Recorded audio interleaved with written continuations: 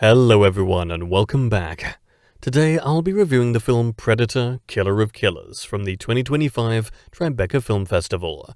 Predator, Killer of Killers is directed by Dan Trachtenberg and Joshua Wassung, written by Mikko Robert Rutare, Jim Thomas, and Dan Trachtenberg, and stars Michael Biehn, Doug Cockle, Rick Gonzalez, Damien C. Haas, and Lauren Holt.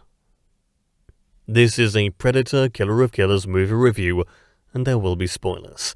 If you like our movie reviews, please like this Predator Killer of Killers film review and subscribe. Once subscribed, click the bell notification box to be instantly notified of new reviews. Please also consider supporting us through a channel membership or by becoming one of our patrons on Patreon at patreon.com/FilmBook. And now, the Predator Killer of Killers movie review. Director Dan Trachtenberg and Joshua Wassung's new animated Predator film, Predator Killer of Killers, is an interestingly conceived film anthology of sorts that traces three different types of warriors and juxtaposes their skills and abilities to those of the Predator creatures that have graced the silver screen since 1987, when Arnold Schwarzenegger first battled the original Predator monster. While the new picture is certainly unique, it's a bit uneven in terms of its basic structure, as individually, the three stories initially showcased feel a bit threadbare in the grand scheme of things. When combined to form a whole, the stories do coalesce to create an eerie cinematic atmosphere, so the movie ultimately works despite its flaws. As the film opens, we meet a vicious woman Viking named Ursa, who is on a quest to find the man who compelled her to murder her dad.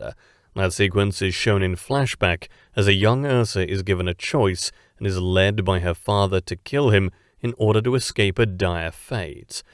As Ursa's own child Anders joins her on her quest for revenge, the success of their vengeance is further complicated by the arrival of a predator monster who may just make things more devastating than they already were. This first installment has a great sequence where Ursa hides underwater from the monster, who steps on frozen water above her, seeking his prey. Some of the elements of the hunt that the Predator embarks on are sheer genius, but the installment soon comes to an abrupt ending. Next, in Japan, we meet samurai warriors Kenji and Kiyoshi, who are pitted against one another in their lives, and, through the passage of time and circumstances, they eventually become allies when faced against a lethal predator monster. This segment features intense sword fighting and displays some blood, as the first story of this film did. When the Predator arrives, he sort of confuses the initial storyline, which ends up turning the brothers into true warriors, fighting for survival in unison. Soon, we're in Florida in the early 1940s, when a young man, Torres, is drafted for the war and must learn to come to terms with his desire to become a pilot. When Torres fights the Predator in the sky, there's some imagery that could feel like this is an animated Top Gun, but the monster gives the movie a unique feeling that separates it from that other franchise.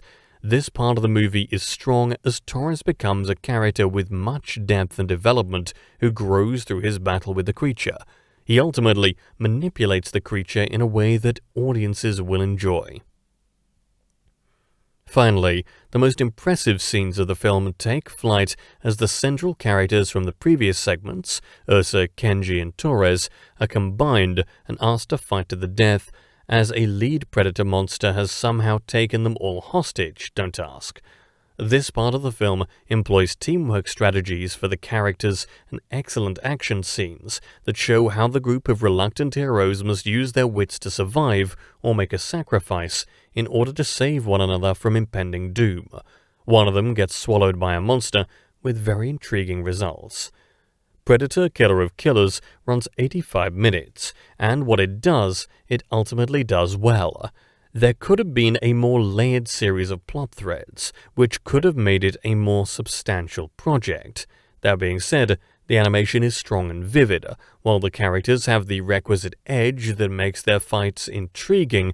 Of course, Predator fans will find more to enjoy than people who don't really watch these pictures.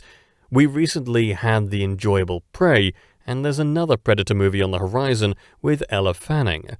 This new animated film fits in somewhere snug on the franchise timeline. However, it won't necessarily appeal to those who weren't fans of the series to begin with. Predator: Killer of Killers still manages to greatly entertain despite its limitations. Michael Biehn of the Terminator and Aliens fame even voices a key character here. With green blood oozing from the monster and characters who are already suffering internally come face to face with predators, there's something about the human fight for survival that makes this movie feel much more substantial than it could appear to be on the surface. These predator monsters will be back soon, and have become more interesting now than ever. If the 1987 movie was more focused on Schwarzenegger's character than the creature itself, the script has been flipped, and the monsters now demand just as much attention as the humans do. And that brings us to the conclusion of this Predator: Killer of Killers movie review. Thanks for dropping by, and we'll see you next time.